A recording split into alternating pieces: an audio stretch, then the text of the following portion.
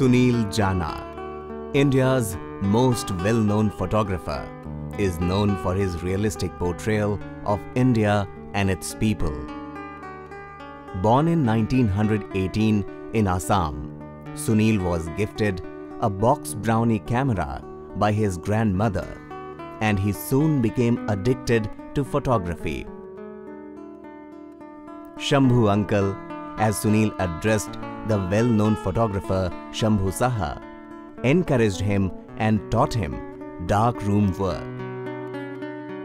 At the age of 13, Sunil's photograph of his study with the Venetian blinds casting patterns of light and shade won him a prize in a contest organized by the Illustrated Weekly of India. He of course started photography in Calcutta as an amateur, but his talent was noticed by P.C. Joshi, who was the General Secretary of the Communist Party. Janah himself, as a youngster, was a member of the Student Federation. Joshi persuaded him to give up his studies in English at Presidency College, and the first project he sent him out on to was to photograph the terrible famine which was raging in Midnapur, 1943. The realistic portrayal of the famine created a sensation and, in a way, sealed Sunil's destiny.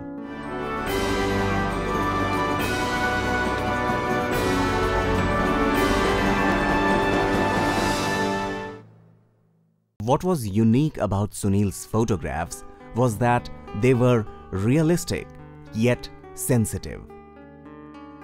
His photographs capturing human corpses lying around on the streets of famine-stricken regions and of a woman feeding her child, among others, were used as photo cards to spread awareness and raise relief funds.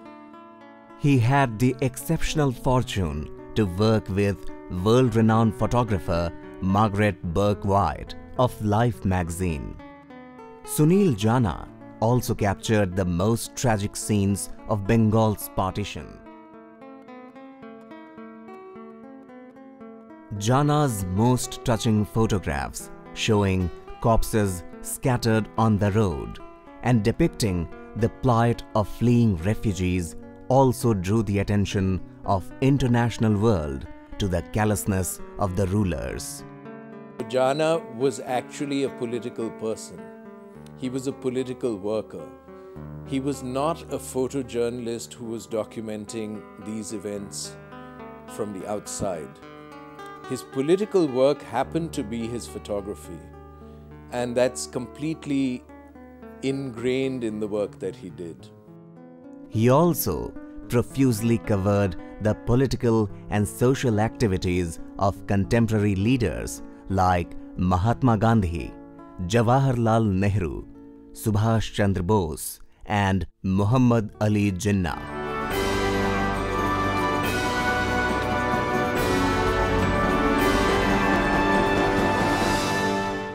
In the late 1940s, around independence, many of the artists who had joined the party also left, who were associated with P.C. Joshi, people like Chitta Prasad.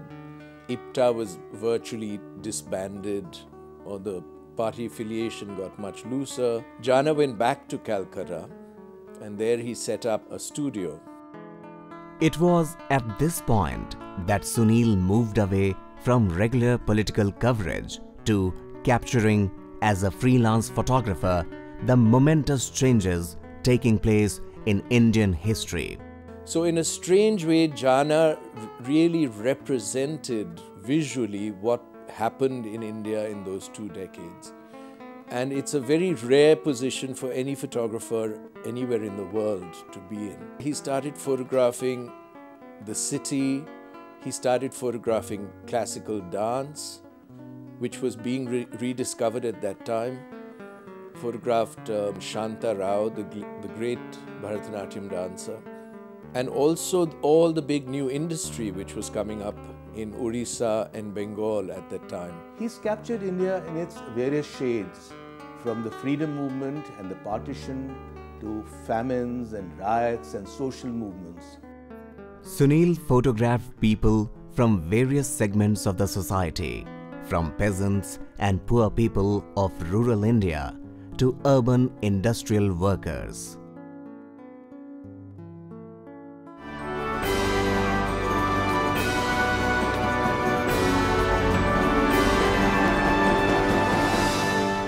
With Verrier Elwin, he went on to photograph all the tribes, which he had actually started doing when he was in the Communist Party. Together, they travelled across India to capture the amazing life, culture and tradition of tribal people. In spite of the anthropological significance of covering tribal societies, Sunil faced criticism for his realistic portrayal of the tribal women.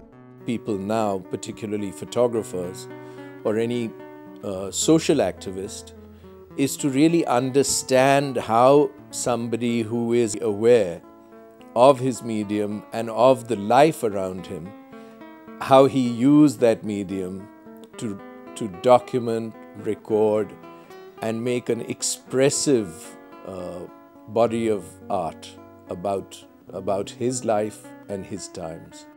Those who look at the pictures and read the captions and the reflective autobiographical text of this, his final and by far most comprehensive book, will get a better sense of the wonder that was and is the subcontinent.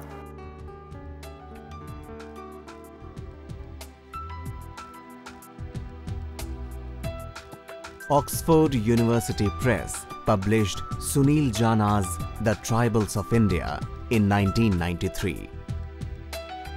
More than 2 decades later comes Photographing India, which includes close to 400 rare photographs that artistically and comprehensively capture the India that was and the India that is across the bridge of independence.